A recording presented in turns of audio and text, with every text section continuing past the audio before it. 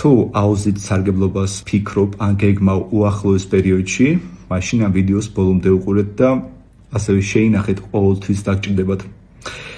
შეიძლება გინახავთ, რომ როცა ვინმე ამოდის აუზიდან, თვალები აქვს აი ესე ჩასისხლიანებული. ამას ქვია თვალის ლორწოვანი გარსის ანთება, კონიუნქტივიტი. ბევრს არასწორად გონია, რომ ეს გამოწვეული არის აუზის წყალში არსებული ქლორით. არა, ქლორი ამას არ იწევს. კი, ქლორს ამატებენ წყლის დეზინფექციის მიზნით, რომ მასში არსებული მიკრობები განადგურდეს, მაგრამ თვითონ ქლორი არ იწევს თვალის ლორწოვანი გარსის ანთებას. აბა რა იწევს მას?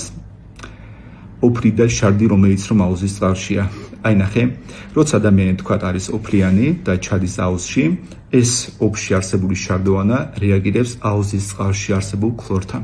ან თუ გინდა სხვა ადამიანი, რომელიც თქვათ აუზში შარდავს, იმ შარდში არსებული შარდოვანაც ასევე რეაგირებს ბუნებრივია ქლორთან. შარდოვანა ოფლიდან და შარდიდან, როგორც კი აღმოჩნდება წყალში, ჰიდროლიზდება ამიაკად და მერე ეს ამიაკი რეაგირებს აუზის წყალში არსებულ ქლორთან და მიიღება ამინები. სწორედ ეგ ამინები იწვევენ კონიუნქტივიტს. იქ მიიღება მონოქლორამინი, დიქლორამინი, ტრიქლორამინი.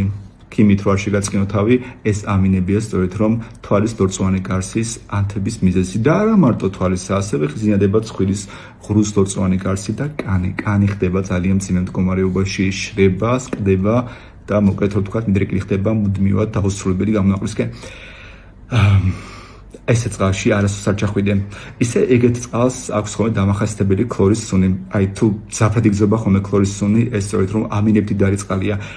ეგეთ წყალს უნდა მოერიდო ხოლმე. ეგეთი წყალი არის ოფლიანი და შარდით სავს.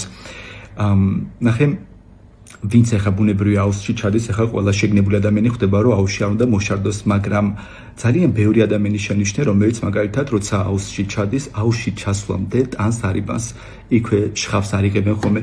გონიათ, რომ თქვა, აი, ოფლიანობა არ აუშავს. სწორედ ეგ ოფლია მიზეზი, რაც შეიცავს მერე შარდოვანას და რეაგირებს იმ წყალში არსებულ ამინებთან და მერე იწვევს სხვების თვალების ანთებას, სხვების კანის გაღიზიანებას და სხვების ლორწოვანი გარსების ანთებას. ამიტომ ყოველთვის აუზში ჩასვლამდე შხაპის მიღება სასურველი და სავალდებულოა. გაუზიარეთ რჩევას სხვებსაც.